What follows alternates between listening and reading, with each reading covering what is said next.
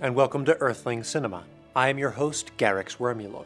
This week's artifact is Dawn of the Planet of the Apes, the sequel to the prequel reboot of the remake of a franchise based on a book by a French secret agent. This one's for you, Pierre.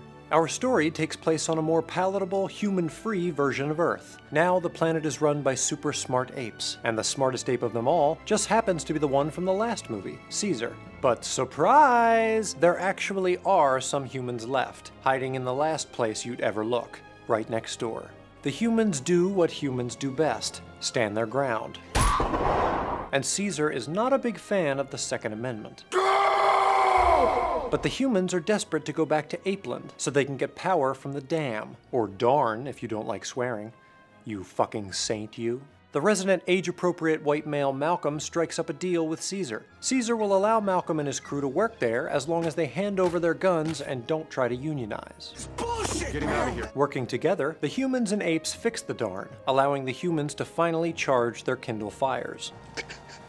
But an ape lieutenant named Koba hates when storylines progress harmoniously without obstacle, so he shoots Caesar and blames it on the humans. He leads all the apes to that weird tower the humans live in for some reason, and before you know it, they're waged an all-out warhorse. Malcolm's wife Felicity finds Caesar alive, and they take him to a charming fixer-upper in a hip neighborhood. Caesar is worried it's out of his price range, so they decide to show him some apartments in the human tower instead. Unfortunately, Commissioner Gordon sets off a big bomb to try to blow up the tower, but the bombs don't really do much, other than make everything shake a little. Caesar and Koba have a fight over whose name should be on the lease, and Caesar lets Koba die because, come on, dude, all this would have been fine if you had just cooled your jets.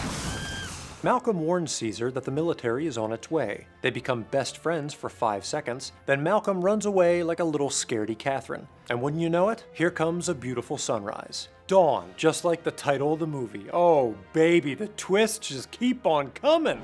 One of the central tenets of Dawn of the Planet of the Apes is that its characters have names, and one of those names is Caesar. This is a clever nod to the fact that Caesar is the protagonist of the film, much like the manufacturer of quality Caesar dressing, Paul Newman, often played protagonists in his films. Suzanne sucks pussy! If you really wanted to reach, you might also say the name is a reference to William Shakewaite's Julius Caesar, another character who is metaphorically stabbed in the back and literally falls out of a tree. No, that's right. The film also explores more nuanced issues, namely technology's destructive effect on humanity. So get off your computer and go play outside for Peter's sake! Or not, who cares? The first act of Dawn of is characterized by an irony. The audience recognizes more humanity in the apes than they do in the humans. For the first several minutes of the film, we see no people, only apes, who live in eHarmony with each other and their natural surroundings. Kumbaya, my lord. They don't need power, lights, heat, nothing. That's what makes them stronger. They display idealistic qualities traditionally associated with humanity, such as love and compassion and full frontal nudity, causing the audience to become emotionally invested in them. When the humans, with their machines and restrictive clothing, encounter the apes for the first time, the perverted nature of modern man is shown in stark contrast. The humans have become so dependent on technology that their very humanity will disintegrate if they can't turn on their precious nightlights. The advancements that were supposed to improve the human way of life have left it weak and vulnerable to the monsters under the bed. We're 2 weeks away from running out of fuel, maybe 3 tops. And once that happens, I won't be able to go out there with a bullhorn and calm everybody down. It was mankind's obsession with scientific progress that led to the creation of the simian flu in the first place, and knowing humans, they'll be the first to take credit. The film suggests that even the purest society can be corrupted by the power and convenience afforded by sweet tech. The apes begin the film as model citizens, but quickly abandon the qualities that made their communities stable as soon as they gain access to advanced weaponry. It's just like my children as soon as they gain access to space sugar. Can't be trusted with guns. The wide shot of the ape colony reveals the message written on a wall: ape not kill ape, apes together strong, knowledge is. And the final word is obscured by 2 apes lumbering around in the foreground like idiots. Knowledge is power? Knowledge is college? Knowledge is boring and only for nerds? Maybe the film is suggesting that knowledge can corrupt just as easily as it can enlighten, and that the apes are headed down the same road already paved by humans. After all, roads are a two-way street. For Earthling Cinema, I'm garyx wormuloid. Ooh, ooh, ah, ah.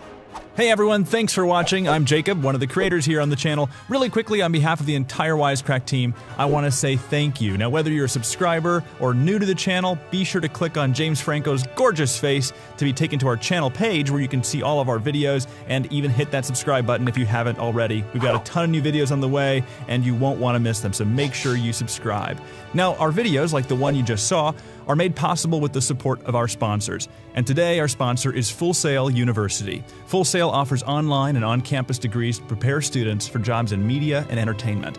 And if working behind the scenes making video games is something you're considering, Full Sail University offers a variety of programs that can prepare you for a future in the industry. We actually work with Full Sail grads here at Wisecrack. Now, whether you're interested in coding, art, producing, or mobile game development, Full Sail can teach you all the tools, technologies, and workflows used by today's top studios. Full Sail University has offered game degrees for more than a decade, and grads have worked on titles like Destiny, the Call of Duty series, Far Cry 4, and many more.